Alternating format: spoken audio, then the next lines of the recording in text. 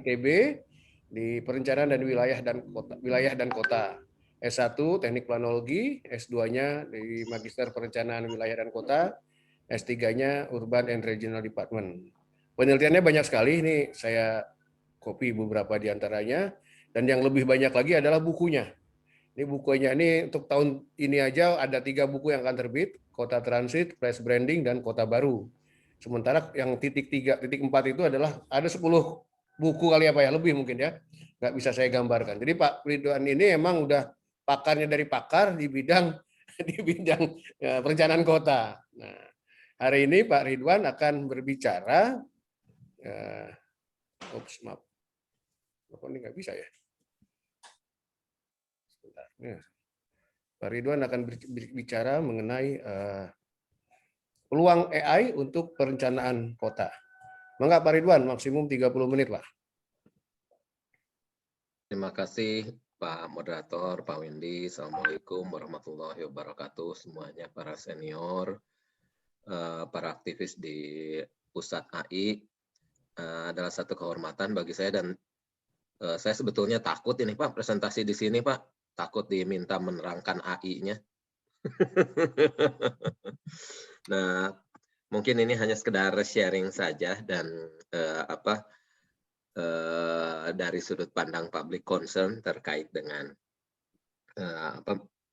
manfaat atau peluang untuk pemanfaatan artificial intelligence itu dalam konteks perencanaan wilayah dan kota. Mohon izin untuk dapat sharing Pak Moderator, Pak Windy, dan para pembicara lainnya, Pak Utama dan Pak Hendra. Mohon izin saya duluan. Nah, ini hanya untuk menginspirasi saja, dan juga ada semacam tantangannya untuk AI untuk konteks perencanaan kota begitu ya. Saya menemukan satu majalah yang sekarang jadi satu keniscayaan begitu ya, bahwa kita tidak bisa hidup tanpa ini jaringan yang satu ini gitu ya. Padahal dulu tahun 80-an begitu ya, baru didemokan begitu ya, bagaimana perangkat ini bisa meningkatkan atau mengubah atau mendisrupsi aktivitas sehari-hari warganya gitu ya. Terus kemudian perencanaan wilayah dan kota, nah ini muncul sebagai tanggapan berupa inovasi dari environmental concern begitu ya, kepedulian terhadap kondisi lingkungan atas revolusi industri di awal abad ke-20. Nah, kalau kita lihat sekarang industrinya sudah 4.0, sementara karakteristik dari perencanaan wilayah dan kota perlahan tapi pasti pun harus bergerak menyesuaikan dengan dinamika pertumbuhan dan perkembangan teknologi tersebut. Namun demikian ada beberapa hal yang menjadi penting bagi konteks perencanaan wilayah dan kota, karena yang diurus adalah hal yang complicated karena public concern itu tadi untuk semuanya jadi satu keniscayaan. Nah, ini mungkin kalau digambarkan dalam kondisi yang tidak biasa, jadi setelah terjadi pandemi begitu ya, banyak beberapa faktor yang mendorong atau mempengaruhi pertumbuhan dan perkembangan kota begitu ya. Kota-kota besar dan kecil semakin banyak membuat rencana yang mengenali berbagai masalah lingkungan, seperti mulai dari kualitas udara yang tidak sehat, kontaminasi tanah, begitu ya. Banyak tempat juga untuk mengamati lebih dekat kondisi global dan membuat rencana untuk potensi masalah lingkungan skala besar, seperti naiknya permukaan laut, yang pada akhirnya dapat membuat banyak kota pesisir benar-benar berada di bawah air. Nah, ini pun menjadi satu tantangan. Mungkin peluang AI itu bisa dikembangkan dalam hal ini, mengidentifikasi beberapa warning begitu ya, akibat dari dampak pembangunan begitu yang melewati daya dukungnya gitu ya. Itu bisa dilakukan begitu ya. Faktor-faktor penting yang dasar begitu ya, yang bisa kemudian menjadi bagian di diintervensi oleh artificial intelligence demi kepentingan bersama tersebut. Adanya perubahan populasi, mobilitas penduduk, perpindahan tempat begitu ya, kecenderungan atau inginnya menciptakan daya saing ekonomi, terus kemudian inovasi yang ditandai dengan produk-produk teknologi, dan tentu saja pada akhirnya selalu ada isu lingkungan, terutama di kawasan perkotaan. Banyak sudut pandang yang membahas ini dan para perencana harus bisa mengakomodasikan seluruhnya, begitu ya. Beberapa perkembangan terkini mungkin nanti Pak Utama, Pak Hendra bisa cerita lebih rinci bagaimana perkembangan AI tersebut yang berupa sensor-sensor itu bisa mengubah teori-teori lama di perencanaan wilayah dan kota di era tahun 60-an dan 70-an terkait dengan konsep density function misalnya begitu ya, dengan crowd saya takut salah bicaranya, mungkin nanti Pak Utama saya yang cerita begitu ya. Karena ada kepadatan aktivitas yang dilakukan oleh manusia tersebut begitu ya. Ini bisa jadi masukan bagi struktur dan pola ruang yang terjadi. Kemudian yang menjadi penting ialah ekosistem yang menjadi concern bagi perencanaan wilayah dan kota tersebut karena berhubungan dengan alokasi sumber daya begitu ya. Baik dalam skala yang luas, level global, nasional, regional ataupun kawasan gitu ya. Kemudian ada tujuan yang jelas begitu sehingga yaitu tadi mungkin bahwa penyaji di sesi sebelumnya Profesor Dwi dan Profesor Bambang sudah menceritakan bahwa memang ada sisi lain begitu ya.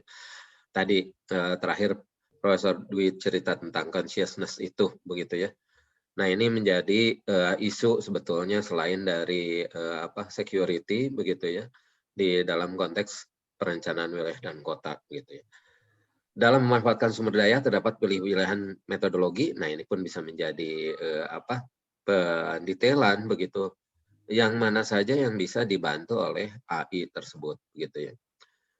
Ini juga masih cerita tentang ekosistem begitu ya, bahwa komponen-komponen dari ekosistem setiap fungsinya masing-masing.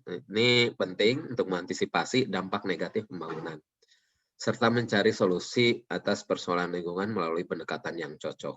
Nah, tingkat cocok dan consciousness inilah yang menjadi penting dalam konteks perencanaan wilayah dan kota karena secara riset mungkin saja bisa di-AI-kan semua begitu ya, tetapi ada hal lain yang berhubungan dengan ethics dan privacy dan juga security begitu ya.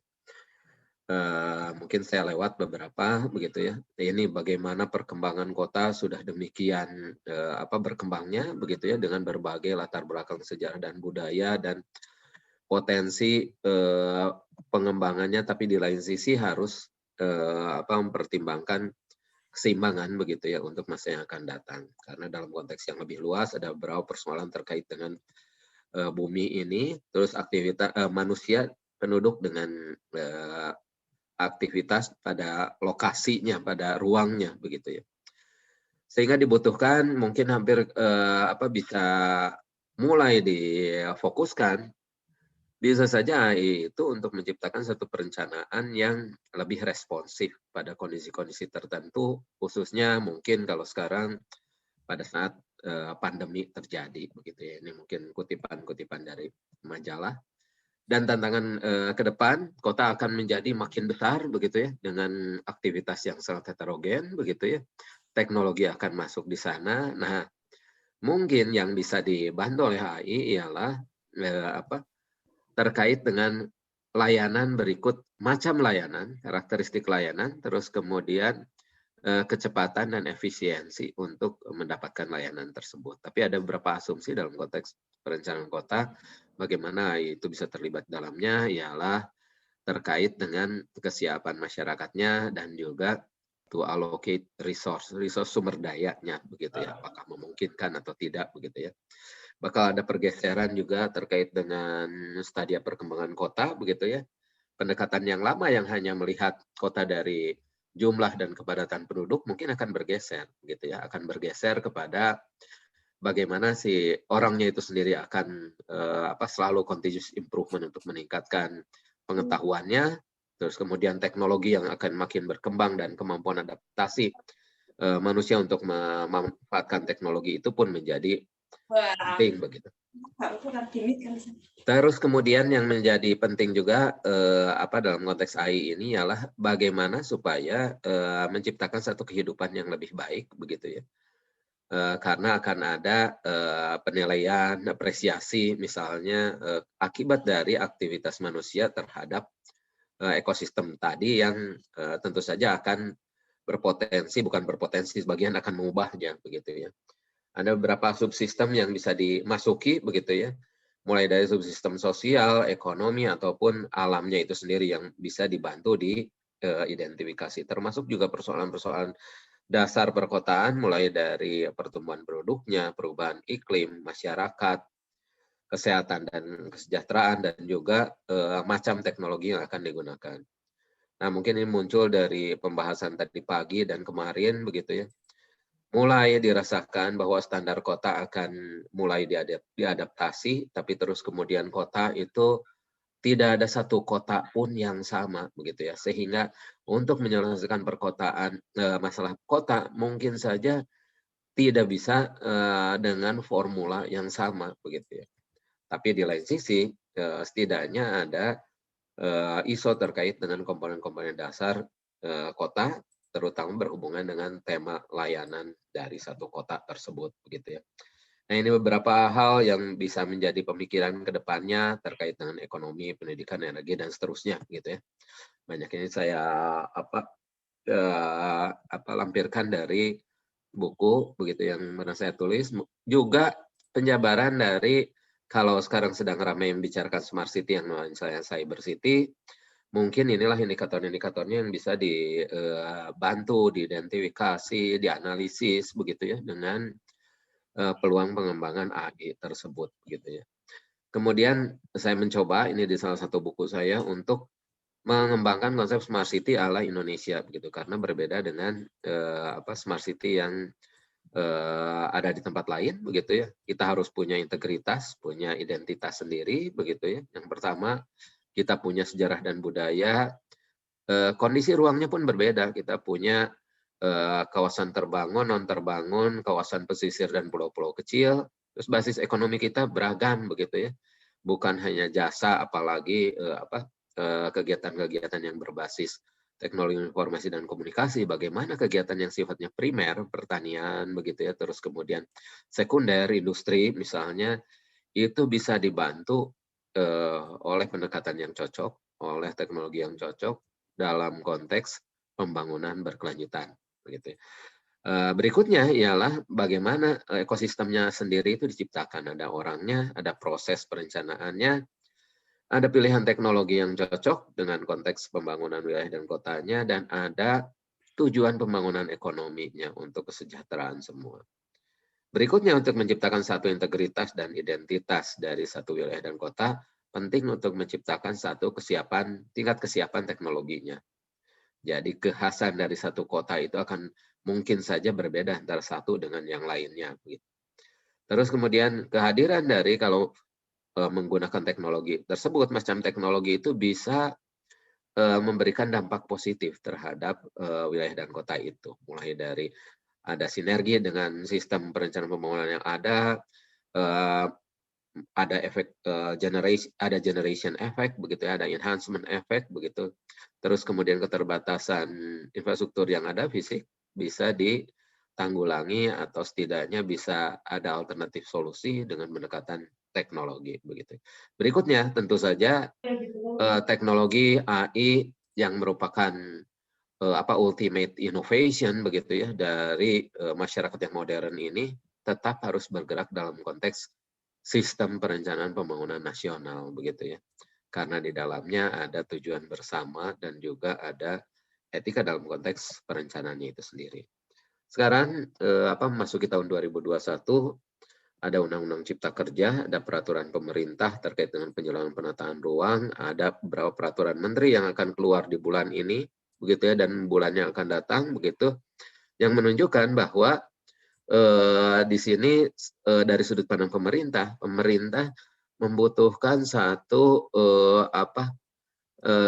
kesiapan, kompetensi untuk merespons layanan yang lebih baik bagi warganya dalam konteks Undang-Undang Cipta Kerja ini begitu ya. beberapa hal yang terkait dengan perizinan, persetujuan perizinan pada berbagai macam level rencana, begitu ya, termasuk rekomendasinya. Kemudian yang menjadi penting ialah monitoring dan evaluasi dan juga pengendalian supaya tetap pembangunan berkelanjutan itu terpelihara dengan baik, terutama untuk kegiatan-kegiatan yang menimbulkan resiko, begitu ya. Resiko, terutama resiko sampai kepada resiko yang tinggi. Terus kemudian yang lainnya, saya jadi teringat Pak Saiful, begitu ya. Dokumentasi yang baik. Dokumentasi yang baik terkait dengan dokumen rencana, begitu ya.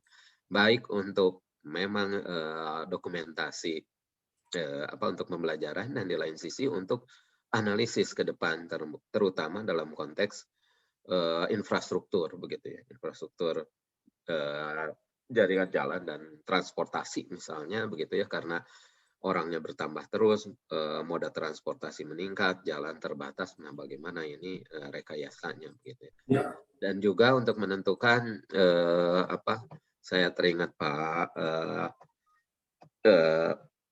ini juga berhubungan dengan bagaimana mengatur pembiayaan kelembagaan, begitu ya, supaya yang dilakukan itu sesuai dengan kapasitas, begitu ya, Pak Sabto.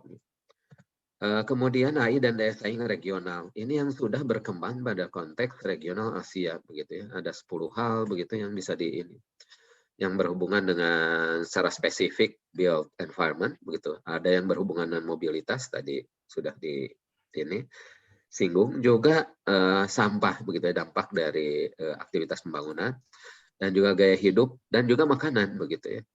Ini 10 hal.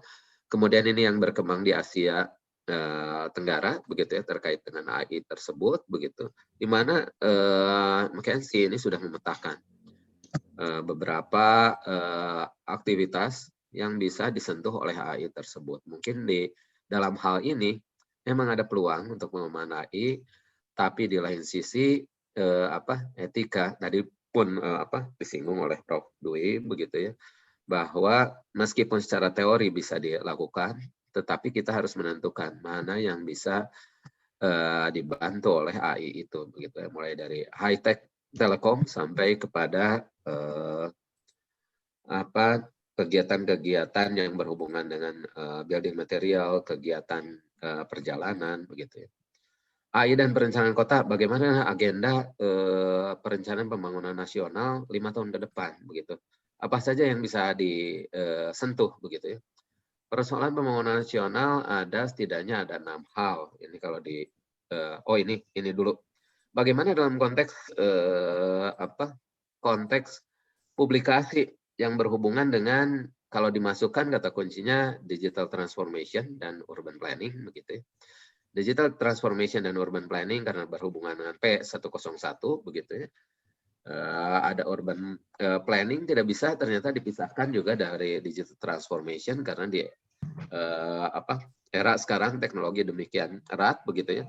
Urban planning sangat berhubungan dengan nantinya, begitu ya, bagaimana pengelolaan informasi, metadata, ini teman-teman di HI semua nih, pergeseran paradigma, begitu ya, terus kemudian smart city yang berhubungan dengan urban intelligence juga, platform pengembangan perkotaan, begitu ya, dan tentu saja pembangunan berkelanjutan. Kemudian ada bagaimana pemanfaatan ruang, karena ada ruang yang lain, begitu ya, ruang virtual. Nah, bagaimana ini satunya lagi, ini publikasi yang berhubungan kata kuncinya itu dengan artificial intelligence dan urban planning. Baru sedikit sebetulnya bisa menciptakan ceruk baru untuk riset-riset ke depan, begitu ya. Ada yang berhubungan dengan GIS, information technology, learning algoritma, planning support system, ada yang berhubungan dengan kegiatan militer, begitu ya, knowledge based system, begitu ya, artificial intelligence teknik, dan tentu saja dalam konteks pembangunan berkelanjutan dan juga climate change, perubahan iklim. Nah, bagaimana dengan konteks di Indonesia, begitu ya? Ini setidaknya ada 6 itu tadi ya. Ada identitas dalam identitas dan kekhasan kota. Nah, ini ada 3 hal mungkin ya. Bagaimana mendorong otentisitas satu kota, tema pengembangan, skala pengembangan mungkin bisa dilihat. Misalnya tema pengembangan dulunya, begitu ya. untuk promo begitu ya, untuk lihat begitu ya. Dulunya ini merupakan desa, terus kemudian bergeser jadi apa dalam satu storytelling, bisa dibantu oleh teknologi misalnya begitu ya. Autentisitas perkembangan dari kekhasan mulai dari komoditas, layanan begitu ya, skala pengembangan apakah layak misalnya si kota A untuk dijadikan kota metropolitan, padahal dulunya itu memang masyarakatnya nuansanya bukan seperti demikian begitu ya. Jadi tidak akan mudah mengkotakan daerah yang tadinya bukan kota begitu ya. Tidak akan mudah membuat sembarang kota baru begitu ya. Kemudian tata kelola dan pembiayaan ini menjadi sangat signifikan karena 2021 sudah ada publikasi juga bagaimana efisiensi pembiayaan bisa dilakukan. Simulasi menjadi penting harus dilakukan, terutama untuk pembiayaan yang diupayakan di luar pendanaan dari pemerintah begitu ya. Terus kemudian fisik dan infrastruktur juga demikian, ada keterbatasan pembangunan infrastruktur fisik, tapi di lain sisi karena kondisi pandemik infrastruktur TIK menjadi penting untuk dikembangkan, tapi kemampuan pemerintahnya seperti bagaimana ini penting untuk digambarkan. Ketimpangan dan ekonomi, basis ekonomi, inovasi ekonomi dan integrasi ekonomi kota. Demikian juga untuk kondisi sosial dan demografis, begitu ya, dan lingkungan dan perubahan iklim. Itu saja mungkin Pak Wendy. Terima kasih. Mohon maaf atas segala kekurangan. Assalamualaikum warahmatullahi wabarakatuh. Waalaikumsalam. Terima kasih Pak Ridwan, ini tepat waktu. Nah, ini ada pertanyaan Pak, langsung aja kali ya kita jawab ya satu-satu ya. Oke, saya tampilkan dari Rempu nih, nggak tahu nih siapa ini. Namanya pendek Rempu. Punten Pak Ridwan, saya Senior sedang saya Pak. oke. Bapak ya Pak ya. Ya. Saya sedang melakukan penelitian pemodelan menggunakan data medsos. Menambang data medsos di kota-kota provinsi di Indonesia tidak menjadi masalah. Yang menjadi masalah justru dalam pengolahan datanya, khususnya jika penelitian menggunakan deep learning karena membutuhkan komputasi yang mengolah banyak sekali parameter. Itu masalah itu tadi sudah disinggung oleh Prof. D. Apakah Bapak sudah punya info mengenai kebijakan fasilitasi komputasi untuk penelitian menggunakan deep learning di SAPPK? Terima kasih Pak. Ya, sebetulnya pembimbingnya Pak Rempu juga sudah mulai mendalami deep learning, teman sekelasnya Pak Utama nih Pak Windy. Oke Pak. Jadi silahkan aja diselesaikan secara adat Pak Rempu. Tapi di lain sisi ini selama WFH sebagai gambaran memang riset-riset yang berhubungan dengan media sosial dan berhubungan dengan perencanaan kota ini menjadi sangat berkembang begitu ya, menjadi sangat berkembang dan ternyata beberapa temuan begitu ya, beberapa temuan itu menunjukkan hal-hal yang berbeda begitu dari teori yang biasanya muncul di negara lain begitu ya, di negara maju. Misalnya yang lulus tahun lalu tuh ada yang menggunakan data dari media sosial Twitter tentu saja terkait dengan aktivitas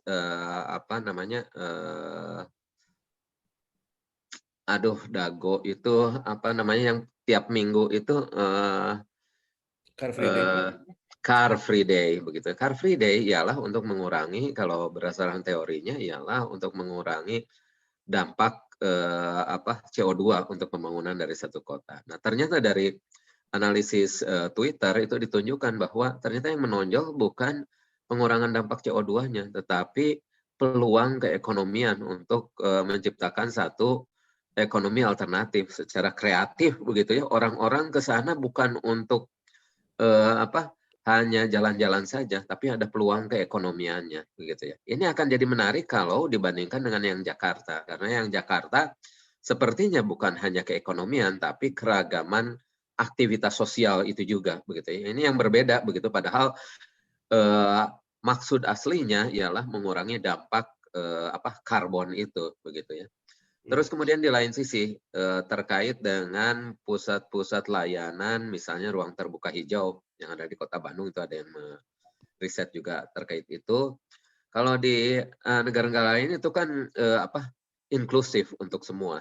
Tapi karena dipancing dengan tema-tema tertentu begitu ya, ini untuk untuk kelompok ini, yang ini untuk apa, mulailah terbentuk kesan-kesan yang beragam dari penggunanya begitu ya. Karena ada ruang terbuka untuk senior citizen, ada yang untuk taman yang lain-lain begitu ya. Jadi mulailah terkelompok, padahal dari idenya ialah ide untuk dimanfaatkan secara inklusif oleh semua begitu ya kalau secara teorinya. Kemudian hal lain terkait dengan riset yang 2020 itu coworking space.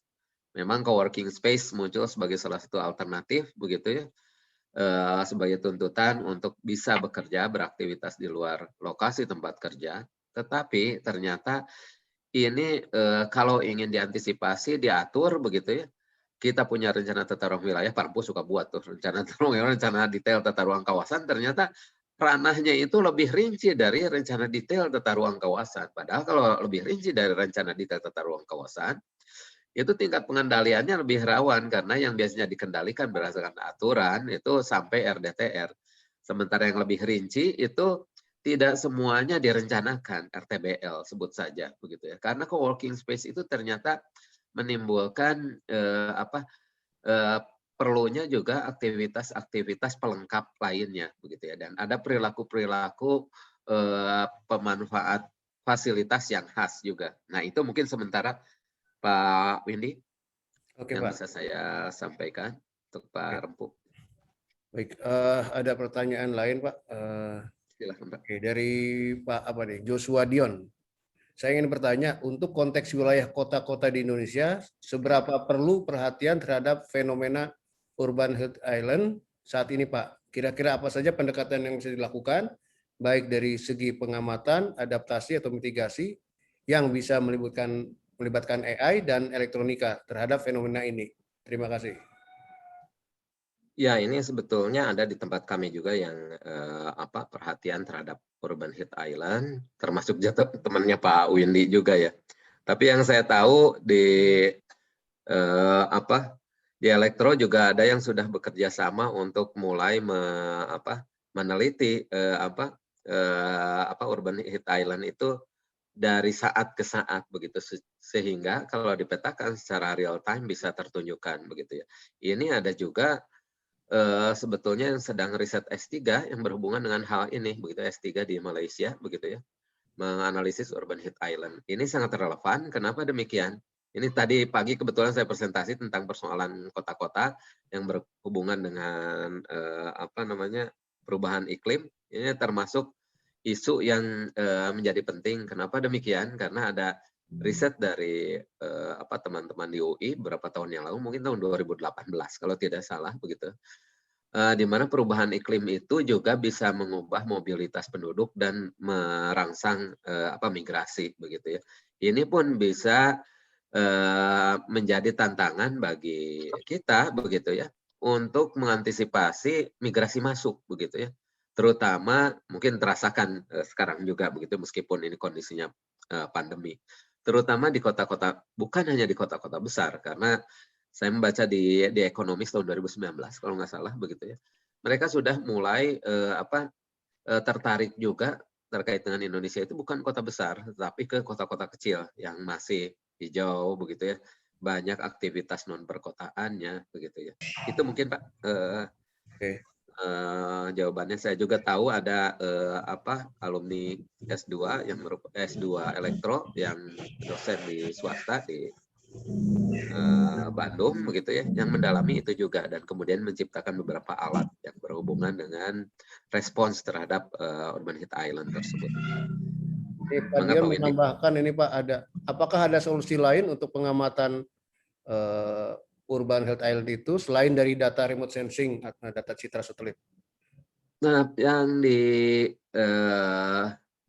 dosen senior di Elektro, temannya Pak Windy, katanya sudah membuat semacam kerjasama dengan beberapa kecamatan di Bandung, menyimpan alat begitu ya, untuk kemudian itu bisa dimanfaatkan untuk mengukur urban heat island itu, begitu ya, untuk mengukur urban heat island itu untuk kawasan perkotaan. Karena seperti yang kita tahu bersama, begitu ya, perhatian terhadap ini untuk masing-masing kota belum demikian besar karena mungkin keterbatasan pendanaan begitu ya. Pernah dilakukan semacam kalkulasi juga bahwa kota besar begitu ya hanya menyediakan berapa begitu sensornya dan seterusnya, padahal ini menjadi penting karena seiring dengan munculnya berbagai macam kepadatan aktivitas yang makin lama makin tinggi begitu. Ini juga berhubungan mungkin dengan studinya Pak Utama. Itu Oke. Pak Windy. Baik, Pak Ridwan. Ini nggak ada yang nanya lagi. Kalau gitu saya nanya, Pak, ya boleh ya? Jangan yang sulit-sulit Pak. Nggak, Pak. Saya boleh nggak dijawab, Pak? Enggak. Ini saya tertarik karena kan saya ikutan itu, saya bantu-bantu yang gerakan menuju 100 kota cerdas Indonesia, Pak. Ya, ngebantu daerah-daerah itu memang sangat menarik lah. Dan Ya. Pak Ridwan bilang beda dengan di luar. Smart City-nya Indonesia ya smart city, ada Indonesianya gitu lah. Nah, kemudian masalahnya ini bahwa terakhir karena pandemi banyak berbagai macam inisiatif-inisiatif terganggu lah kira-kira itu. Nah, kalau Pak Ridwan lihatnya gimana, Pak? Sebenarnya kalau saya bilang bahwa ke mereka bahwa pandemi ini sebenarnya memaksa teman-teman itu menjadi smart itu. Artinya kotanya juga harus smart. Karena kan harus supaya tadi mengurangi sentuhan segala macam lah gitu-gitu, Pak. Gimana, Betul. Pak? Bapak? Betul. Nah, tadi pagi kebetulan ada cerita terkait dengan ini juga begitu ya. Ada beberapa kata kunci begitu ya. Ada persoalan perkotaan, gitu ya, persoalan wilayah dan kota. Ada tawaran berbagai macam inovasi untuk menjawab persoalan tersebut. Ada keterbatasan kemampuan dan pendanaan, begitu ya. Ada juga keinginan untuk bahwa kami itu tahu itu dan kami sudah ada upaya untuk menyelesaikannya, gitu ya. Ada semacam branding lah bahwa sudah kok kita tahu itu ini ada. Tapi di lain sisi mungkin harus disempilkan. Ada satu lagi prioritizing, begitu tadi pagi itu cerita prioritizing bahwa banyak persoalan, tidak semua persoalan bisa diselesaikan, begitu ya. Bagaimana cara membuat prioritasnya dan prioritas ini juga harus sesuai dengan kemampuan dan keinginan masyarakatnya. Kita senantiasa akan membuat prioritas ini disamakan antar kabupaten kota. Di tempat lain juga itu kan persoalannya sandang pangan papan misalnya begitu. Tapi di konteks tertentu mungkin ada yang beda begitu ya. Ada yang beda sehingga diselesaikan dengan cara yang sama, mereka akan kembali kepada persoalan tersebut karena tidak merasa bahwa itu persoalan bagi mereka begitu ya. Sehingga prioritizing ini menjadi penting memang di teorinya juga begitu ya.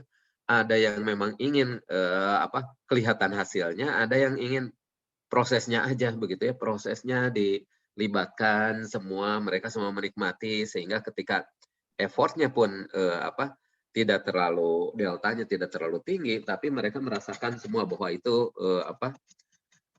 karya kami bersama. Ada yang seperti demikian pula. Tapi ada juga daerah yang berkutat dengan ini tidak sesuai dengan ini, aturannya seperti apa, akhirnya tidak bergerak gitu saja begitu ya, berupa kompilasi saja dan berupa indeks saja begitu ya. Hanya berkutat di situ saja begitu ya, ada begitu ya. Nah, terus kemudian bagaimana upaya untuk itu begitu ya. Ada yang dimulai dari hal-hal kecil sehingga hal kecil itu diangkat menjadi besar begitu ya. Nah, terus kemudian ada juga satu pendekatan yang berhubungan dengan ini corak corak untuk mendongkraknya itu corak apa begitu ya? Apakah lebih kepada sosial untuk menjadi lebih seimbang semuanya begitu ya, atau ide untuk pertumbuhan ekonominya begitu ya. Misalnya ada ekonomi yang sirkular, ekonomi yang kolaboratif, yang mana di mana di situ kan ada peran masing-masing dan juga bisa dipetakan begitu ya. Siapa melakukan apanya. Itu sementara Pak Windy. Makasih Pak Ridwan. Mungkin closing remark-nya Pak. Pendek aja Pak, silakan.